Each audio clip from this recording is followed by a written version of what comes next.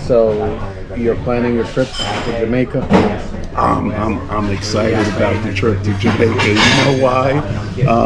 It started out as like this little kind of conversation, and we had it last year, and I thought it went really, really well. Awesome. And people, you see the tagline "backed by popular demand." It really came back by popular demand, so I'm excited. That's awesome. Hey everyone, it's Alvaro. I am here with the one and only DJ V3, Vernon Freeland of Random Access Entertainment. Him and I go years back. Way back. I want to highlight all of his achievements and just get to know him a little bit better.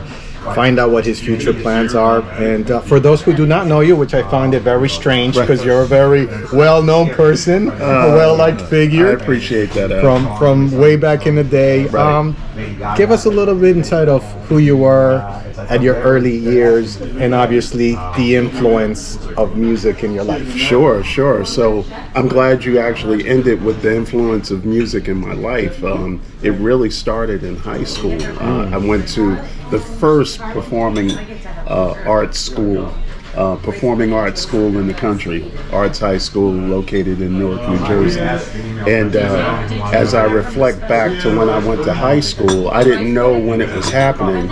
I was an instrumental major. I played trombone. Oh, wow. Right. Not very well, but I played. And so going to Arts High, what it gave me an opportunity to do was really expand on my musical taste and love. So I was introduced to classical. I was introduced to some of the jazz classics, and so that love started before I went to Arts High because I was a lover of the radio. Like I would sit and listen to the radio, anything that was on the radio, mix shows, baseball games, basketball games. I was just the medium of radio. I was attracted to it. So it started with listening to different mixes on the radio with radio stations, WKTU, WBLS, and listening to the jocks. And that's how I started to love music. But then when I got to Arts High, it just kind of took it to a whole nother level, my appreciation for different types of music. One song we used to play in the band was called Stars and Stripes, and it was a very United States kind of marching song. Dun, dun, dun, dun, dun. And I love that song, man. But that's just one of the examples of the kind of music I was exposed to. Now, I've heard that name before. Right. And I think in the music community, that high school seems to have branched off, or at least collectively helps a lot of people that went out and did a lot of things and are still doing a lot of things with it. Sure. Right? Yeah, I mean, unfortunately, we lost one of our biggest alums just recently this week, Wayne Shorter. Yeah, Wayne Shorter. Fantastic saxophone player. But Sarah Vaughn, who actually visited the school while I was in attendance there, got a chance to meet her. Michael B. Jordan, he attended school. And what was fascinating about him, obviously he's a little younger than me, but I played basketball at Arts High, and he did as well. But I kind of followed his career when he was playing basketball, but they used to say he would come to school in the morning and leave in the afternoon, because at the time he was playing on All My Children, the soap opera in New York. That's pretty cool. Wow, that's exciting. So and a lot of local DJs too, right? A ton of local DJ, Tony V, DJ Spin, Keith Red Mosley, Greg Smith, the Caesar, Caesar Kelly, that's the whole camp, right? I know. And so, having said that, with these guys, they're more than just DJs. They understand beyond the art. They understand the art, right? Absolutely. And I attribute that to being arts students. That's awesome. Yeah. So the mix show started. You're diving into the art form of music. Right. Finished high school.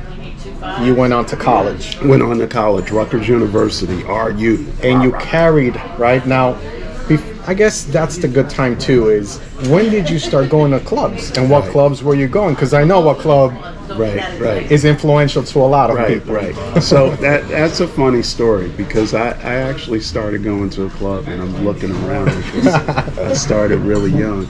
I probably started going to a club at about age 15. Yeah. Okay. And the reason why, because I was always a big guy, right? I'm 6'3". You know, I looked a little older, so I was able to get in. But my friends were older as well, and they were able to go out and stay out late, and they would come home and tell me that they went to this club downtown Newark. And I grew up close to downtown Newark, maybe 15-20 minutes away. And they would come home and tell me stories about this nightclub that had opened downtown Newark. And the first night it opened, they had tigers and cages, and it was this phenomenal place, and the sound system was second to none. And I'm like, you know, me as a music connoisseur, not knowing it at that point, but I had to check this place out.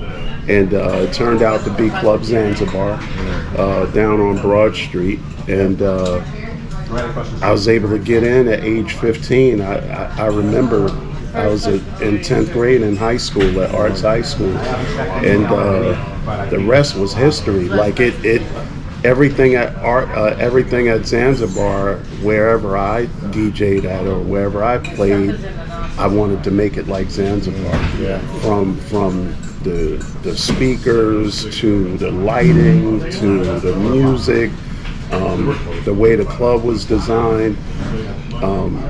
You know, I can remember some nights there just staring up at the lights. And the DJ, T. Scott, was one of my favorite DJs, playing Walking on Sunshine, Central Station. And the lights, they had these neon lights that would turn gold, and they would just jump around the club, and it really looked like you were in sunshine, right? And there was a brass construction song. The name escapes me right now, but they would put the purple lights on. We Can Do It. Okay. And they would put the purple lights on, and the dark black lights would, everything would glow. Yeah. And so I would associate that song with everyone in the club glowing. So it has such an impact on me. So the impact wasn't only audio, it was the visual, it was the actual experience of matching that, right? It was the complete experience. It was because what I felt is that I could share that with other people. So you move beyond the music, and you give them other things to kind of come into this whole experience and concept. Yeah. So you mentioned that you started DJing.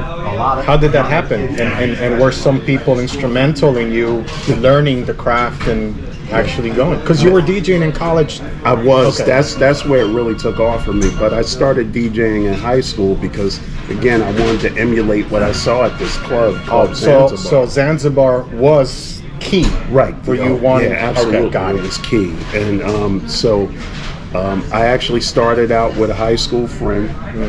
And this was funny. I can remember our very first party. I had an older sister. He had an older sister. They both had stereos, right? And they were both away at college. And we would, he would take her stuff. I would take my sister's stuff, and we had this party. And so I had my sister's turntable. He had his sister's turntable, and we would go with the mixer. When it went to this side, it was my turn to play. When it went to that side, it was his time to play.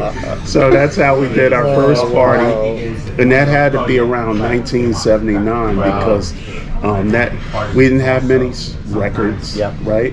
And I remember the big record was "Give Me the Night," George Benson. Wow. And I know that came out in 1979. And we must have played that so many times that night, right? But the people danced every time. That's awesome. And it started there. Good. Yeah. And how did it continue through college? Yeah, so once I got to college, I was just attracted to people that they were into what we call the club scene. And Club music? not club music, Just the club scene. Okay. Club scene. And so those people, they had, I'll call it swagger, right? They had some swagger about them. They knew how to dance really well. They were going to Club Zanzibar and going to clubs in New York, going to the Garage. And those were the people that I felt I wanted to play for, because I wanted to emulate what I heard and saw and what really moved me. I wanted to share that with other people. Awesome. That's great. Did you get a chance to go to Garage? Yes, actually, I went to the Garage exclusively every weekend for about a year or two.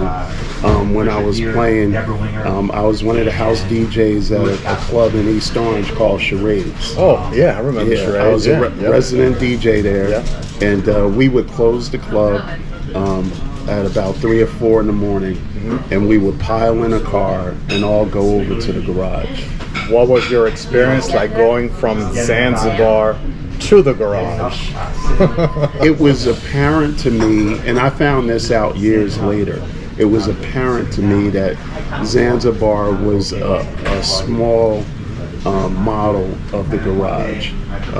It wasn't as big as the Garage because the Garage was a true garage. It was a garage.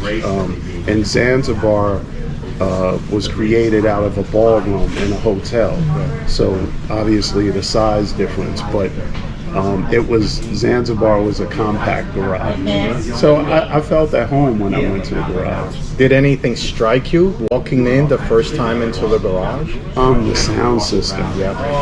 And so I had an experience of the sound system at Zanzibar as well, because you could hear the glass moving, and you're like, I can't wait to get in there. But when you went to the Garage, you walked up this long driveway, this cobblestone driveway, and the music was just totally different. Like it was almost like it was fine-tuned, and you could hear different things. Yeah. You could hear different things. Absolutely. Yeah. Now, yeah. that's a very intriguing part, because lover of the art, and now you're fine-tuning your ear, you're emulating what you hear. Right. And then to now get your ears to the next level, Right. which is a true sound system, Right. that you're playing a song and you're like, wait, I've never heard that. those sounds when I play it at home. Where is that coming Right. from? Where That's is that when you coming really know that you're dealing with, an audio, sophisticated sound, setup there. And a lot of people that I've had these catch-ups with, they look at the Garage as, like I said, like almost life-turning, life-changing are some of the terms that they use. No question. To your point, when the Garage closed, I attribute that to the dance music industry and community changing. Absolutely. It changed because the Garage closed. Yeah. And I don't know that it changed in a good way. Yeah. Right? Right. Because the Garage was just on the forefront of everything, right? And it set the trends that others followed. Yeah. And when we lost that, we kind of got lost. Yeah. That's a great point that you bring out, because I know a lot of people know just how influential maybe to their own lives and to all the thousands of DJs that were born by experiencing the Paradise Garage. But I think as a community, as a home for the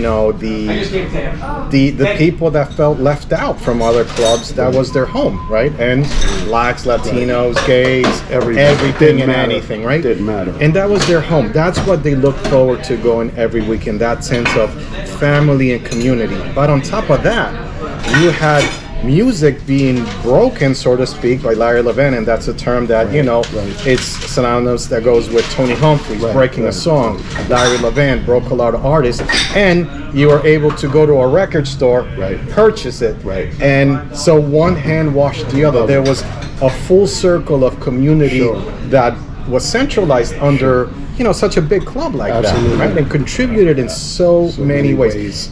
It was kind of like a university, so to speak, where people came, they learned, they went to check out a book from the library or buy that record, and understand now those producers and what they offered as well.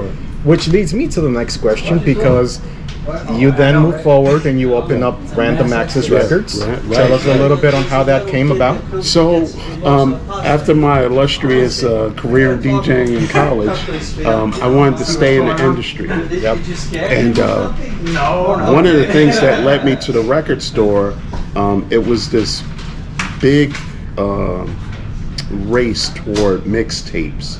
Mixtapes. Oh, I remember that. Really, big, right? And so I'm like, well, I DJ, I can make mixtapes. That's it's kind of like a no-brainer. So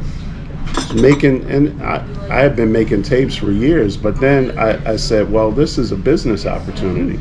So there was a flea market that opened up in Newark called Peddler Square. Okay. And at the time, I was working in corporate America, PSE&G. That was always the dream: go to college, graduate, get your degree, wear your Brooks Brothers suit, and your briefcase. And, when I look back on that, I was like a round peg trying to fit myself in a square hole. That was never me. But anyway, while I was doing that, I was able to open this booth in this flea market called Peddler Square. And all we did, again, I tried to make it an experience. When you came in to buy these mixtapes, it was almost like a club. The booth was all blacked out. Wow. We had the beacon light, like from Zanzibar. It was that size that they had in the club. And when you came in, the music would pulsate.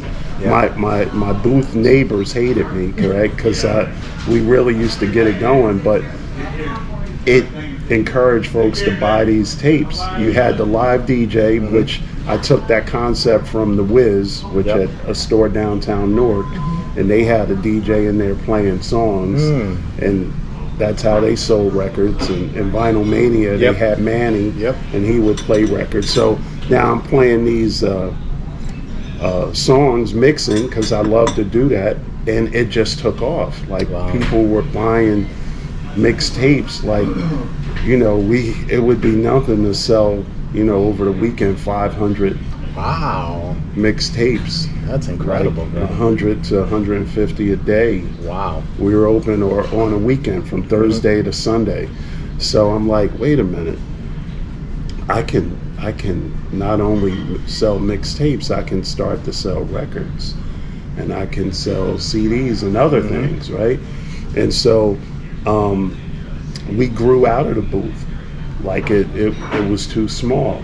So we opened a bigger store, and that turned into Random Access Music, and had a sound system put in, 3 turntables, a mixer. You would think it was a club, but again, that was my background, and I knew it would help sell product. Absolutely, right? And so that led to Random Access Music. Now, I started working with you at Random Access. I got a chance to meet a lot of great people, and we also lost some individuals that were part of Random Access Music a few years ago, but you made a lot of connections. So you already had the connections from going through the high school, DJing, selling the tapes, but how much more did it grow for you once you owned that record store? And did it bring forth something unexpected for you? Because now you're competing with being a hub like a Vinyl Mania, where people come in and not only buy records, but it becomes a community place where other DJs come in and here are the flyers for their events and stuff like that. what were some of the unexpected challenges, good and bad, that you had with Random Access? Because you had 2 stores too, right? Right, I had 2, but the second one came later. Okay. So one of the things I found at the time, like computers were just really coming into play in terms of selling and stock and maneuvering that way. I found a lot of record stores didn't want to report their sales to Billboard because they were always concerned about taxes and the long arm of the government taking some money out of their pocket.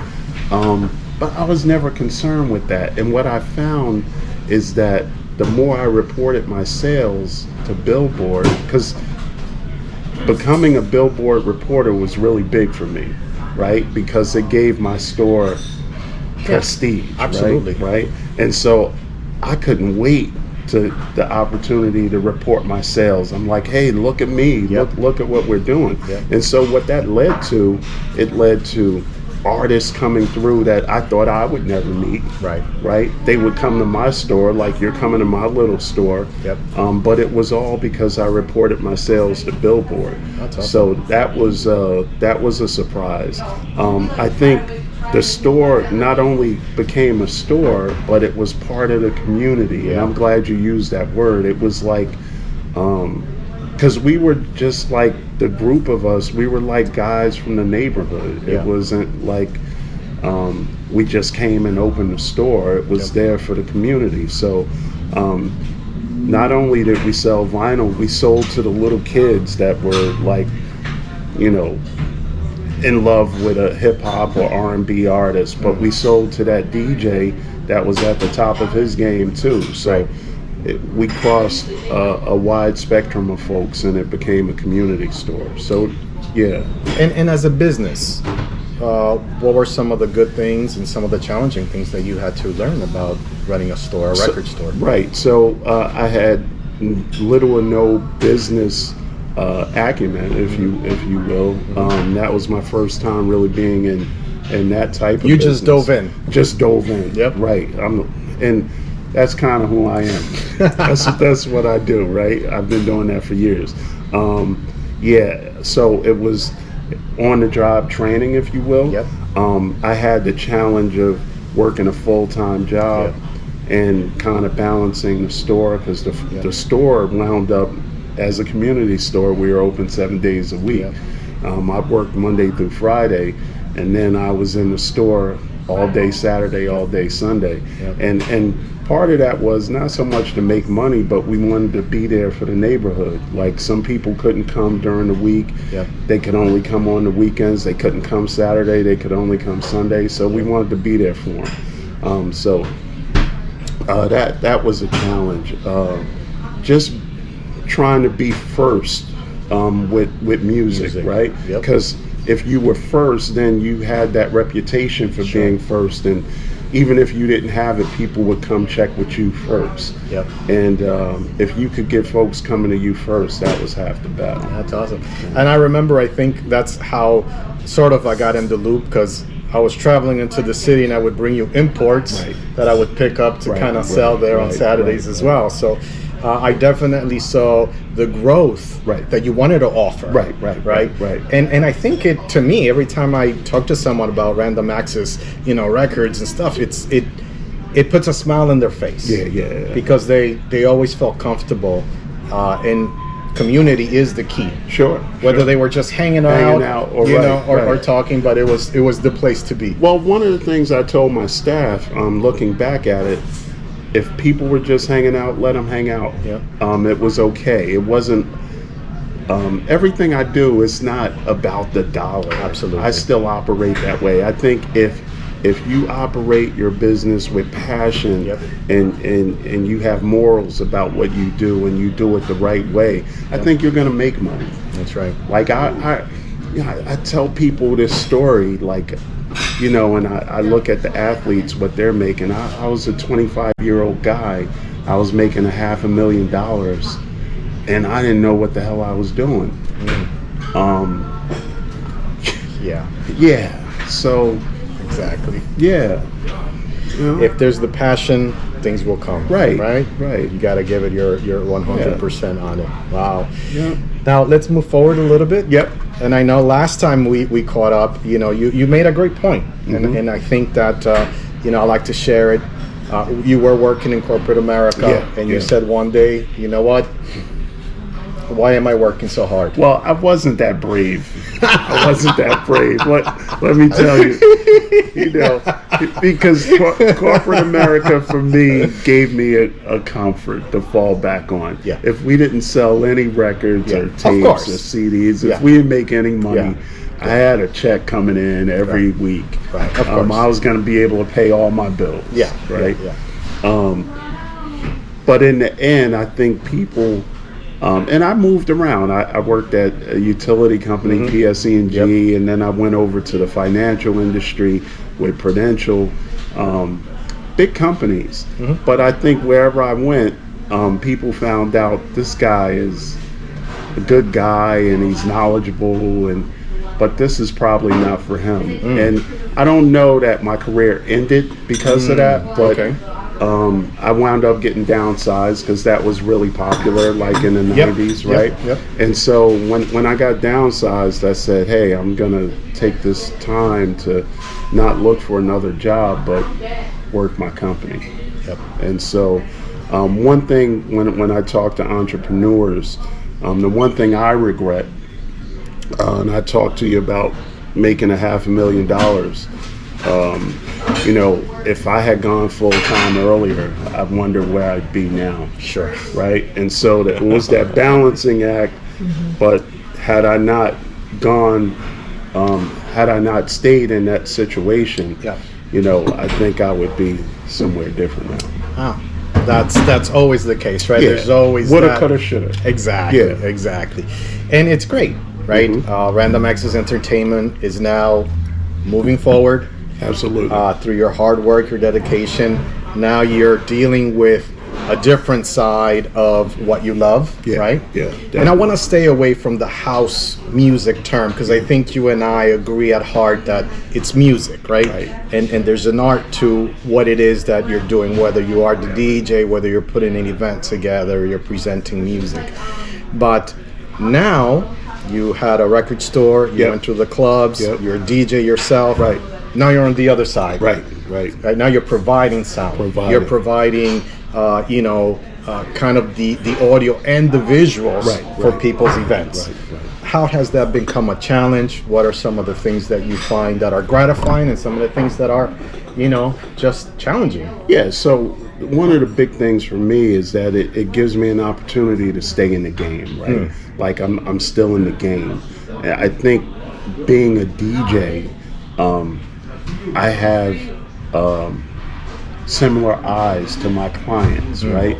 What that end user, so to speak, what they're looking for, right? Sure. Because I've been there. Like I've played vinyl, I've worked with, different needles and cartridges and different sound systems I've played on and mixers and.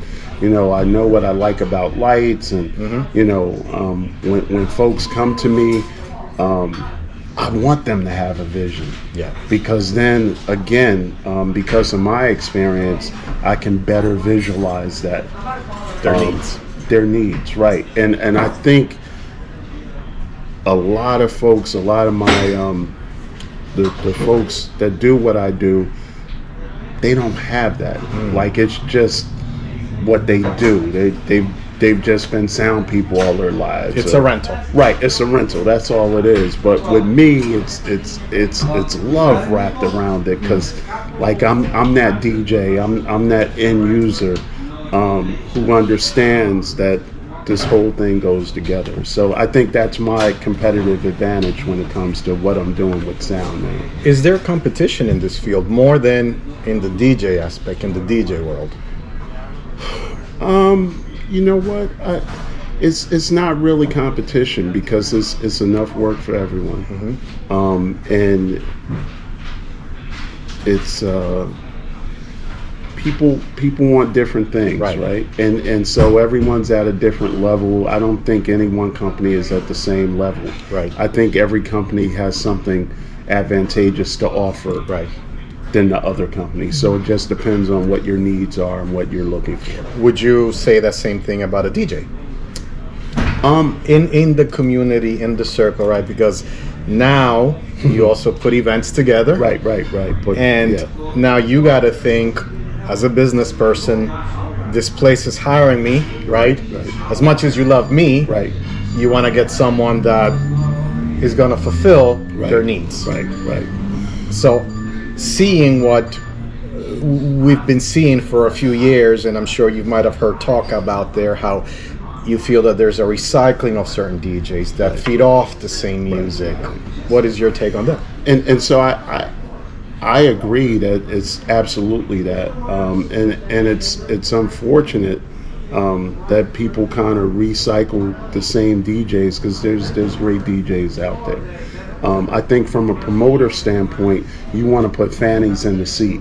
So I think that's how those same folks get recycled, because like they're out there all the time. So it's like, if I get this DJ, I'm going to get this amount of people, I'm going to get that amount of people.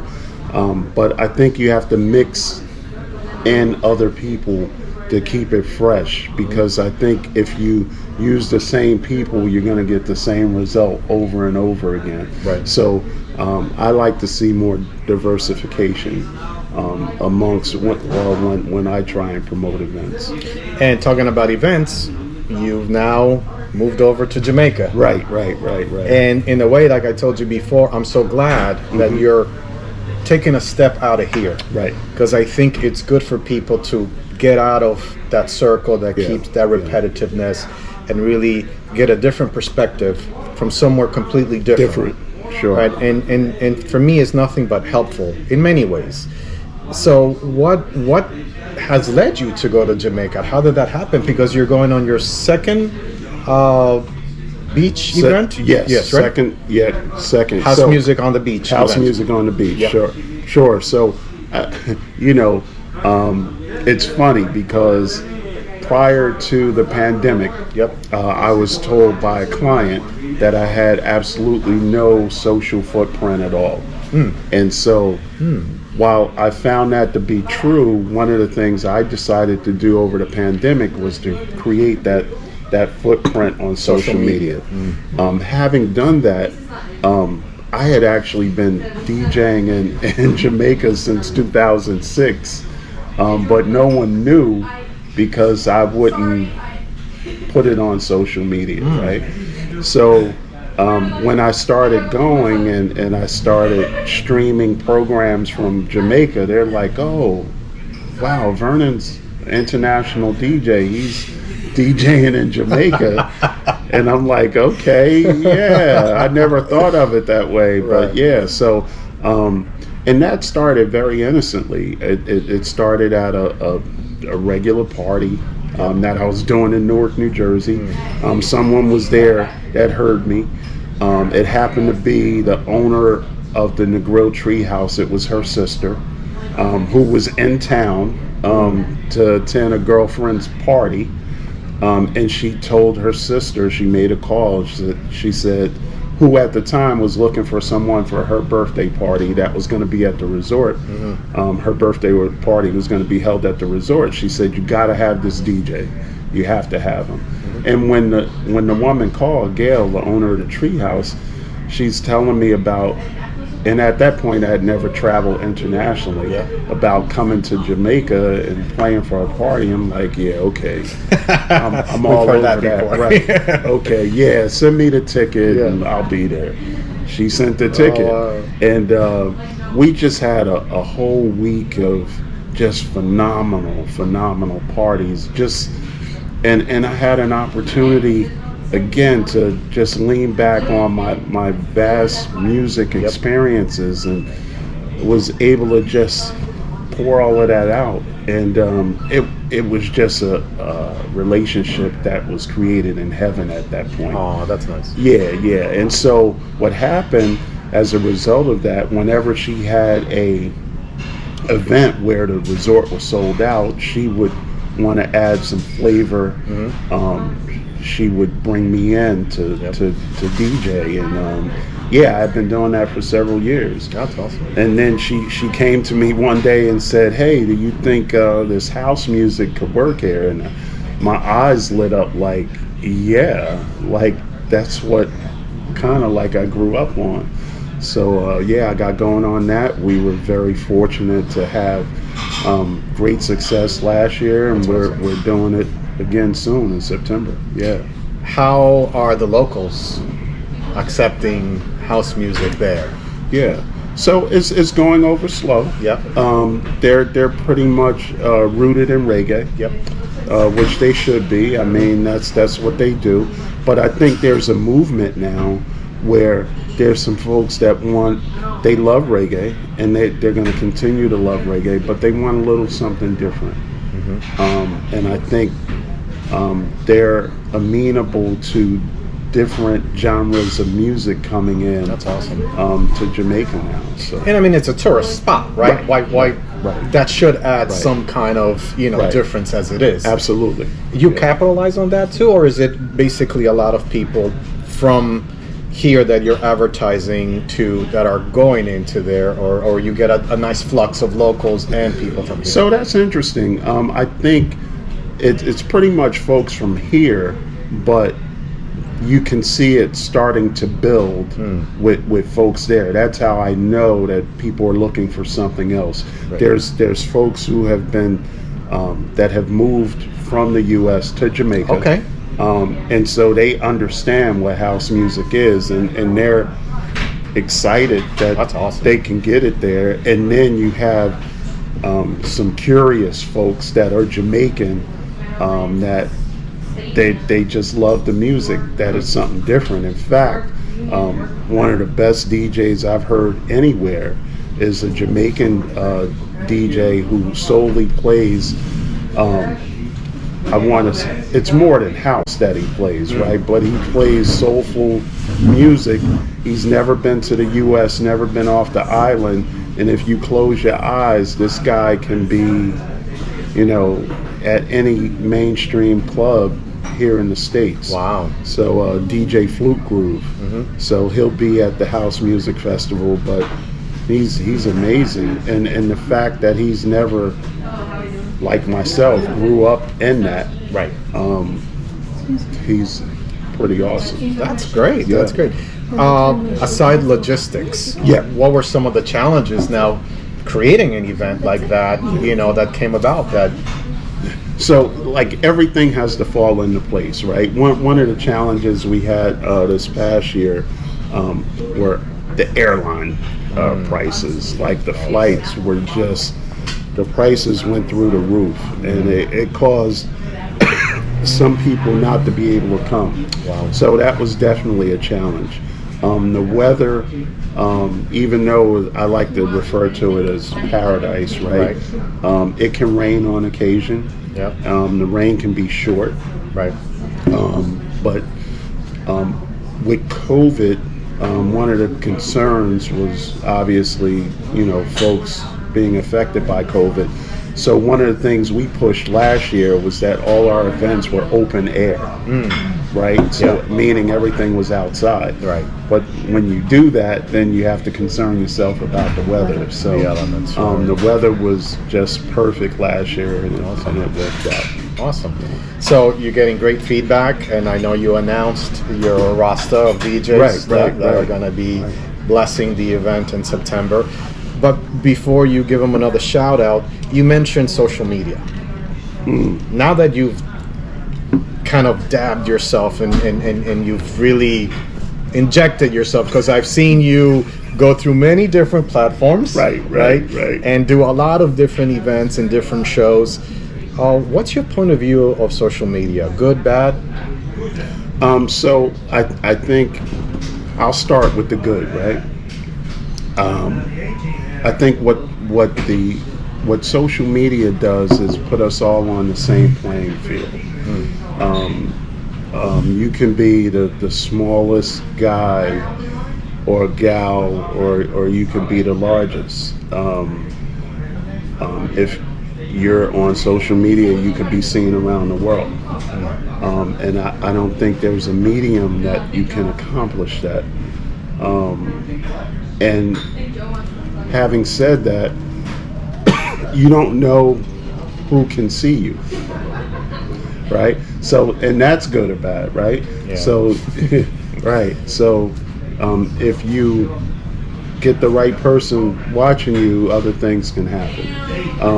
The bad thing is that, you know, it's over abused at times, and it can create a negative effect, like people that whatever you're envisioning is not what it is. Yeah. And so that's the downside. Misconceptions. Misconceptions, right? Wow. Okay. Well, I mean, you said a lot of great points there, V. Excuse me 1 second. Yeah. Do you think that people are abusing it? I think people were abusing it during COVID. I thought people were just being pigs about it, like just doing too much. Right. And I think some of that still goes on. I see less now. But yeah, people can take advantage of it. Now, as far as you and I, DJs, you've been through it all. You've seen the masters at work. You know, T. Scott, Tony Humphries, Larry Humphrey. You know, Larry Levan. With the DJs and with Joe Classell, I asked this before. You know, what Joe Classell kind of has started without even knowing what he's created. Right. You have a lot of people, you know, emulating him, what he does, Right. crossover, you Right. know, just all of that Right. tactics. Right. What is your take on that? Because I've always wanted to find out, and maybe this is where social media plays, right? Right. We knew DJs, we DJ'd Right. where we danced, Right, but right. nobody was there for us to film. Right. Right. Right. Timmy and Larry, notorious for taking their shirts Right, off right, right. and playing all night. Right. So there were certain tactics that, you know, their job while they're DJing came about, and once you feel a song, Yeah. you can't help You it. can't help it. Right. But is there a point where you're crossing the line now, where people are just abusing and becoming more showmanship than just staying true to the art of playing music? Yeah, I think one of the things that has happened is that people have these egos, and they want to be more of the show themselves physically than playing the music. At the end of the day, it's all about the music, and that's what it needs to be. And some folks have gotten away from that. Right. And so I learned that early on as a mobile DJ. There were guys out there who were making a lot of money, but it was all fluff. They weren't the most talented people, but they would hide behind all the fluff. At the end of the day, your audience just wants to hear the song. Yeah. It's not about all the other stuff.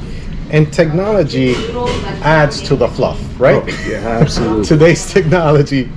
Before, when you were making disco, mixing disco, and you had to write that pitch, there was no way to get around that, right? What it was. Either you're going to have oil and water, Right, or you were not. going to get it right in, right? And so one of the things to that point, I taught a DJ class, and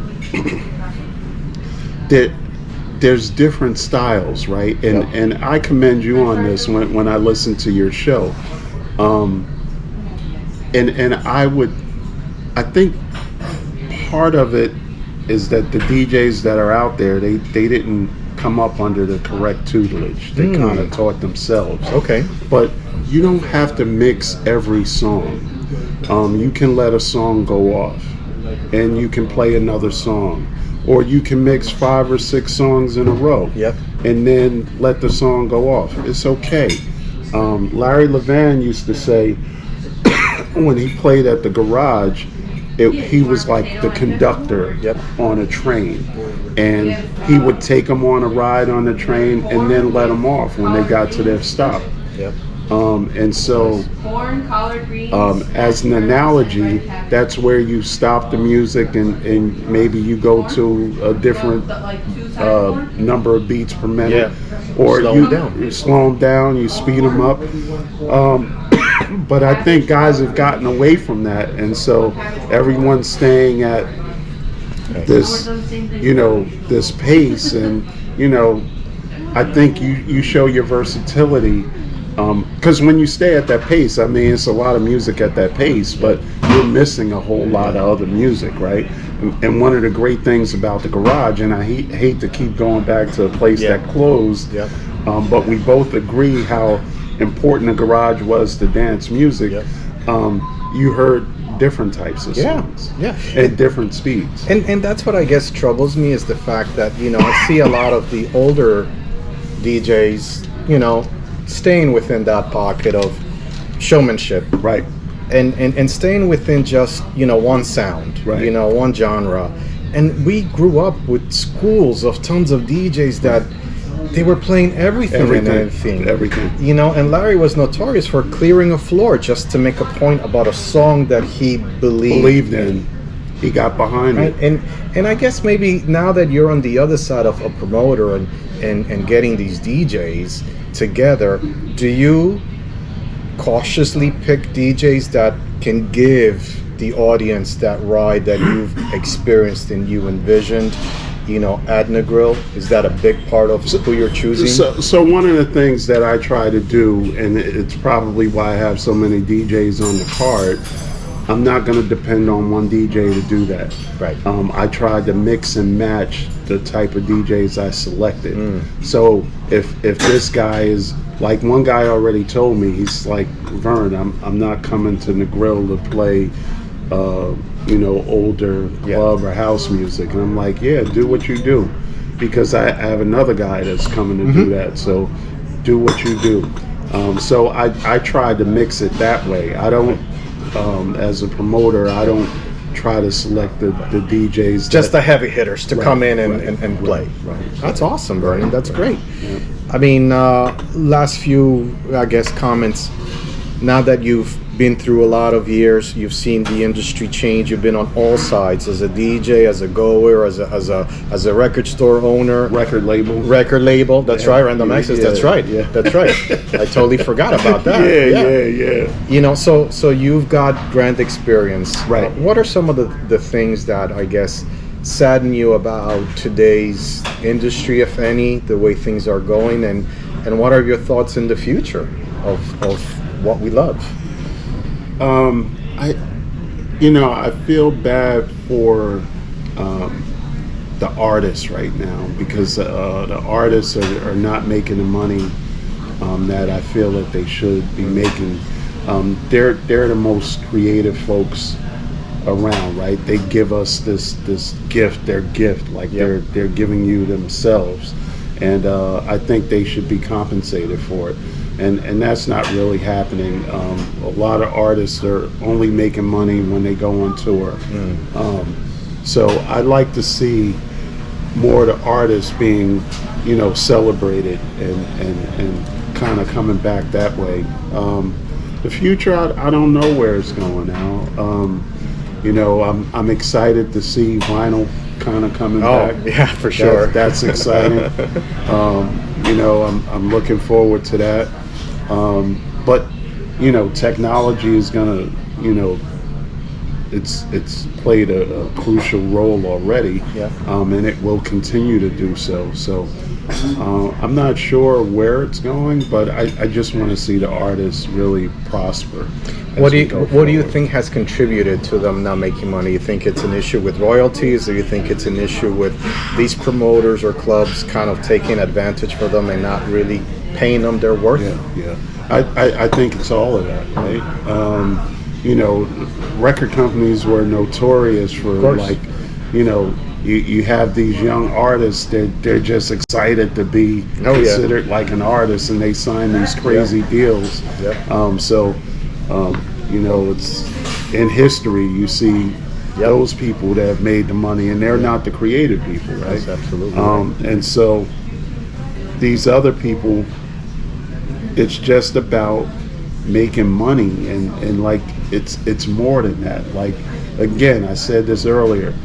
If you love what you do, the money is gonna come. Yeah. Like, don't let that be the driver. Yeah. Don't.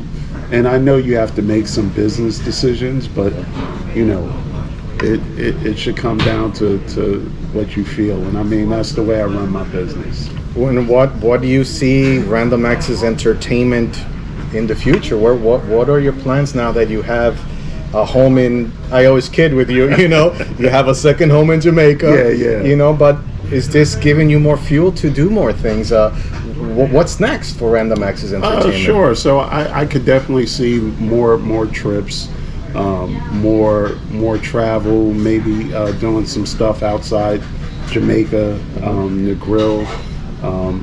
I see providing video walls and wow. Yeah, making more of an experience on events. You're big on technology. I you really tripped me am. the other day. You set up with the no wires. You know, that's big for me. That's big for me. So I like interjecting technology to what we do, because I remember carrying crates and, and amps and that kind of thing. So to see where it's come now, let's just move it forward. I can't wait.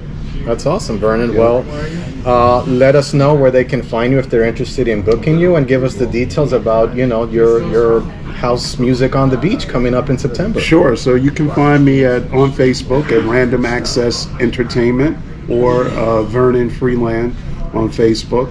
The House Music Festival is coming up, the second annual 2023 House Music on the Beach, happening in Negril, Jamaica, at the Negril Treehouse, September 7th to the 11th, 2023. We're going to have a great time. We have Don Tolman, who made For Me and a ton of stuff, and is just a tremendous performer. We have Jihad Muhammad from Bang the Drum, and Naeem Johnson, who's a legend. And we have several other DJs who are accomplished DJs within themselves. So we're looking forward to a fantastic event. That's awesome, Vernon. Well, my brother, thank you so much for making the time. Love you, Al. Same here. I mean, this is a man that I've always wanted to sit and talk and just catch up. These segments are geared for that, just sharing some conversation with the people that I admire and I look up to, and wishing them the best. So don't forget to like this video, subscribe if you haven't, and get a hold of Vernon if you need him for anything. I know I use him, and he always comes through with the most amazing sound system, because he understands. He knows what it's about. So thank you guys for tuning in, and enjoy your day. Thank you, Al. Thank you.